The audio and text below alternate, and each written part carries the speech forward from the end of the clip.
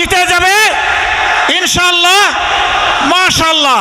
ইতিহাসের সেরা ফলের পথে জামাত, এমনটাই বলছে আন্তর্জাতিক সংস্থা রয়টার্স। তবে কি সরকার গঠন করতে যাচ্ছে দলটি? রয়টার্স বলছে দীর্ঘ ১.৫ দশকের একচেটিয়া রাজনৈতিক প্রভাবের পর এক নতুন মোড়ে দাঁড়িয়ে বাংলাদেশ জাতীয়তাবাদী দল বিএনপি এই নির্বাচনে জয়ী হবে বলে ব্যাপকভাবে ধারণা করা হলেও জামাতে ইসলামীর নেতৃত্বাধীন একটি জোট তাদেরকে শক্ত চ্যালেঞ্জ ছুড়ে দিচ্ছে।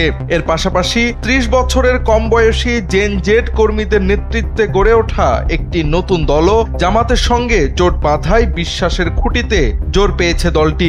জনমত জরিপে ধারণা করা হচ্ছে একসময় নিষিদ্ধ থাকা জামাত এবার তাদের ইতিহাসের সেরা নির্বাচনী ফল করতে পারে।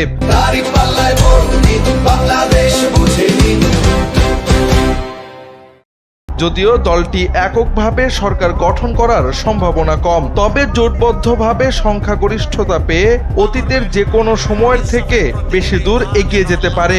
বিশ্লেষকদের মতে জামাতের প্রতি ভোটারদের আকর্ষণের বড় কারণ তাদের পরিষ্কার ভাবমূর্তি, যদিও ধর্মীয় অবস্থান প্রান্তিক অঞ্চলে আলাদাভাবে সুবিধা দিচ্ছে।